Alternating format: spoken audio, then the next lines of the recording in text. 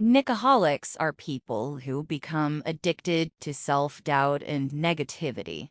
They find the bad in most things and are hardly ever satisfied when you start liking a person.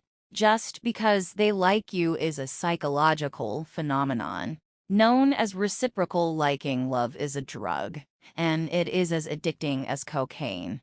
Unexpected texts from a person you care about can have a positive effect on your body and instantly improve your mood. Smiling too much is generally a sign of someone experiencing emotional pain. Not speaking with the one you love for more than 48 hours can make you feel homesick. Emotional pain is remembered more than physical pain and has more effect on your behavior. Psychology says the wedding ring goes on the left ring finger because it's the only finger with a vein that connects to the heart. Foreign, always in your mind without any communication.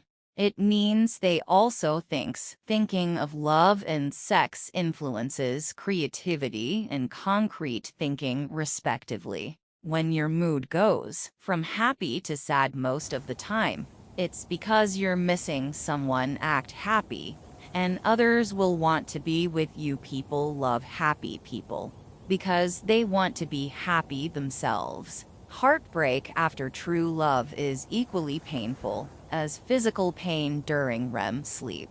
Your body becomes paralyzed to make sure you don't act out your dreams. When you can't control what's happening, challenge yourself to control the way you respond to what's happening. That's where your power is. Never share your top secret insecurities or weakness to others. No matter how well you know each other, some people are actually afraid of being too happy because they think something tragic is going to happen soon.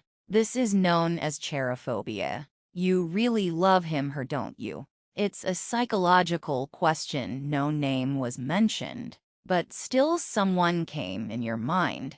Self-love is very important. Don't be harsh or rude with yourself. If you do mistake in past, say sorry and forget it. Never blame yourself too much. The people who get upset with each other over the stupidest of things